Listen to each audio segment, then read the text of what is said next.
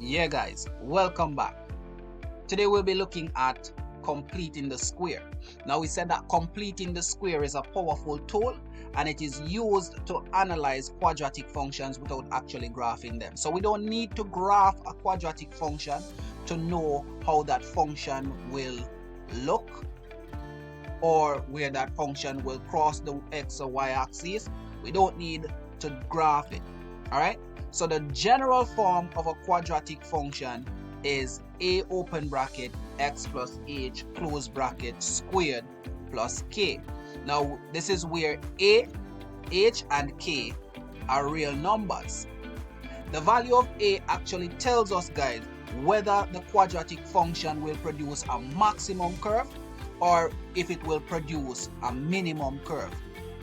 Now if it is a maximum, the curve will shape more like a mountain or a frown. If it is a minimum, it will shape more like a valley or a smile. Now, how do you know whether or not it's going to be shaped like a mountain or a smile? Well, this is how you know, guys. If A is positive, then the curve will be shaped like a smile, which therefore means that the curve is going to be a minimum curve. If, however, A is negative, then the curve will be shaped more like a frown or a mountain. Alright? So, now that we know that A tells us the shape of the curve, let us check out what h is. Yeah, guys. So, the opposite of the value of h is called the axis of symmetry. That is the vertical line that runs through the vertex of the parabola. Alright? So the formula for calculating the axis of symmetry is x equals negative b over 2a. And it's that simple, guys. Alright, so that is basically your axis of symmetry. The opposite of the value of h is the axis of symmetry, and the a value or the value of a tells us whether you will have a maximum or a minimum curve. I hope you got that, guys. So what then is the value of k? Well, the value of k tells us the maximum or minimum value of the parabola based on the value of a. So if a was positive or is positive, then we are going to get a minimum value. If a, however, is negative, then we are going to get a maximum value. And so k tells us the maximum or minimum value, but is based on a. Yeah, guys, so now that we have all that good information, it is now time for us to look at a question where we are required to write the quadratic function in the form open bracket x plus h close bracket square plus k, which is the general form of completing the square. So we're about to do that, guys. Now our first step is to find the axis of symmetry. Alright, so we're going to find our axis of symmetry first before we do anything else. Alright, good.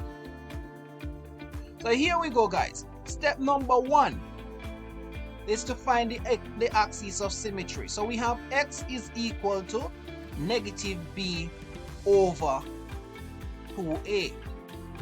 But based on the quadratic function, we see that a is 1, b is 4, and c is 3. So we can use that information to get our axis of symmetry. So here we go, guys. X is equal to negative as a result of the negative in the formula, and the value of b is 4. So we're going to put our 4 there, and we're going to divide by 2 times a. And the value of a is 1. Alrighty? So we have negative 4 over 2. 2 into negative 4 goes negative 2 times. We're almost finished, guys. So what I'm going to do, let's start our solution over here. That's going to be our solution. Now, based on the completing the square, the general form that is, we see we have a square outside the bracket, so we're going to put back our square. Okay? A is outside, but we know that A is 1 based on the quadratic function, so we're going to replace A with 1. Alright? Now, the next thing we're going to look at, guys, is the fact that, hey, we just got the value of x. That is, x is equal to negative 2. So here what we're going to do. We're going to take this negative 2 here and we're going to carry it over to the same side with the x. Alright? So what we're going to end up with is x plus 2. Alright? And that's what we're going to put inside that bracket, guys. We're going to put x plus 2. So let's go. X plus 2. Alright? So we're halfway there, guys. We're almost finished. What are we missing? We are just missing the value of k. So first step, find the axis of symmetry. Alright?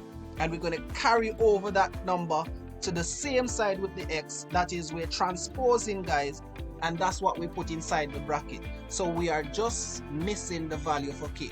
Now step number 2, guys, this is what we're going to do to get the value of k.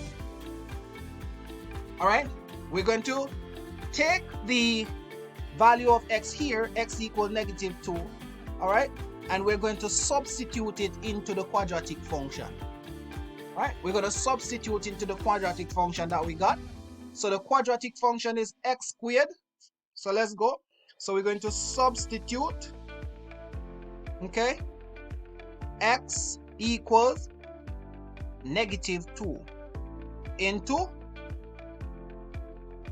f of x.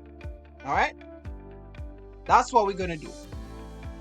We're going to replace wherever we see x, guys, in the quadratic function. We're going to replace it with, yes, negative 2. All right, so here we go, guys. Negative 2 squared plus 4 times negative 2 plus 3. Alright, I'm hoping that you guys are seeing what's happening there. Alright, the quadratic function is x squared, so we replace the x with the negative 2 and we put back the square plus 4 open bracket negative 2 because x is negative 2 plus 3. And we're just about to simplify that, guys. We're going to simplify that. And that's how we're going to get our k value. Alright, so when we square negative 2, we'll get 4 plus 4 times negative 2, negative 8 plus 3. Now 4 times negative 8, guys, that's going to give us negative 4. Negative 4 plus 3, you don't know what that's going to give us, guys. Think about it. Yes, sir.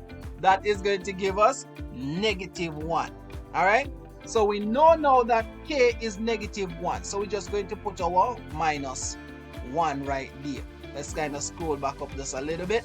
Right, so we have 1 right there, and that is our solution, guys. We just wrote the question, that is the quadratic function x squared plus 4x plus 3 in the completing the square form. Alright, and so we got 1 open bracket x plus 2 close bracket squared minus 1. That is our answer, guys. We just wrote it in the form of completing the square. Now the next question I want to ask you guys is whether or not this quadratic function would have produced a maximum or a minimum. And assuming that you're thinking, boy, yes, it's going to be a minimum, the answer is correct. And that is so because the value of a is positive. Whenever a is positive, guys, you don't know, the quadratic function will produce a parabola that is of the minimum type. Alright, but we're going to pause there for now, guys. All we need to know right now is how to write the quadratic function in completing the square form. And we just did that. Yes, sir.